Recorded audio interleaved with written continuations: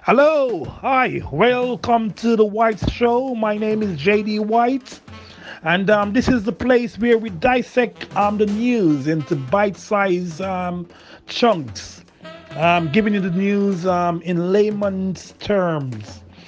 There's a lot going on today. I trust you're well, and let's have a look at the main news today. HS2, the struggle of HS2 continues. HS2, if you remember HS2 back in 2010, um, there was a budget for HS2 by Network Rail for 30.9 billion. In 2011, it went up to 42.6 billion. In 2015, it went up to 55 billion. And the money for HS2 keep going up and up and up and up. And the government still decide that they still want to press on and they still want to get HS2 done.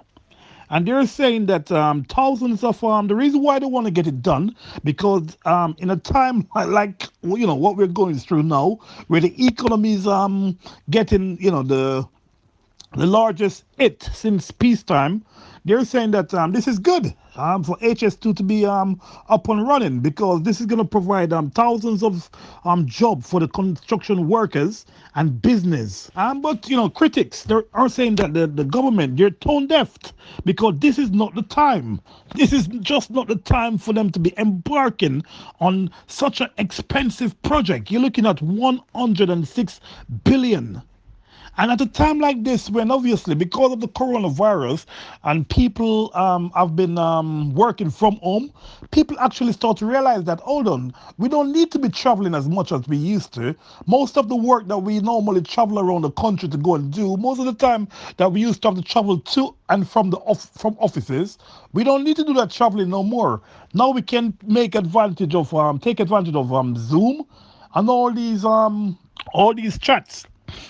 But today, the project meant to start, but it didn't start as smooth as planned because protesters were out and about, saying that look, this money should not be going to HS2, but this money should be going to NHS instead.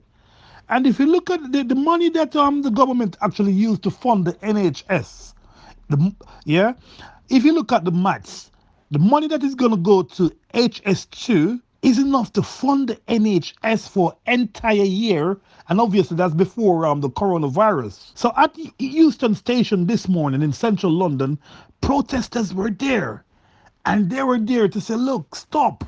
This shouldn't be going on. Give the money to the NHS." And let's catch up. One of the protesters, her name is Cher. Let's hear what Cher got to say. These are not essential workers. Our key workers are dying on the front line. We have the absolute horrific destruction of nature, the greatest destruction since World War I, and we are currently in a climate emergency. HS2 does not fit in with anything to help us in our future. Okay. And apart from Cher, James Brown, who is a para-Olympic, he's also there. And let's hear what he got to say. Well, at the moment, we're facing an incredible crisis, obviously, with the coronavirus. It's part of a much, much bigger thing, the climate and ecological breakdown that is coming at us full steam ahead.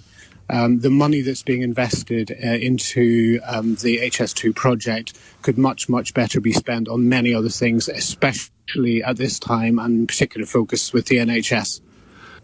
Yeah, I mean, the number of jobs that actually could be created with some of this funding, green jobs, jobs that are sustainable, jobs that are actually going to lead us in the right direction, reducing our CO2 emissions, creating a habitable planet for our children in the future. That's far, far more important at this stage. Unfortunately, the protest didn't go as planned because the police, they weren't going to have none of it. The protesters claimed that they were protesting within 2 meters of each other. When the police turned up, they started to go around the block saying that they're doing their daily exercise.